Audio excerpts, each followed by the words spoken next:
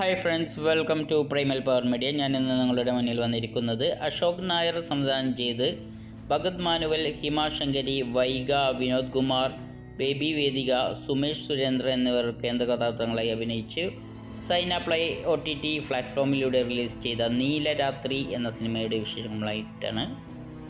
Channel subscribe ചെയ്തിട്ടില്ലെങ്കിൽ subscribe ചെയ്യുക, വീഡിയോയുടെ തൊട്ട് താഴെ ബെല്ലൈക്കൺ ക്ലിക്ക് ചെയ്യാൻ മറക്കരുത്. ലൈക്ക് ചെയ്യുക, ഷെയർ ചെയ്യുക, കമൻറ്റ് ചെയ്യുക. നീലരാത്രി എന്ന സിനിമ ഒരു സസ്പെൻസ് ത്രില്ലർ മൂവിയാണ്. ഈ സിനിമയിൽ സംഭാഷണങ്ങളൊന്നുമില്ല, മ്യൂസിക് മാത്രമേ ഉള്ളൂ. ഫുള്ള് സസ്പെൻസ് ത്രില്ലർ ആണെങ്കിലും തീരെ ഒരു സംഭാഷണം ഈ സിനിമയിലില്ല.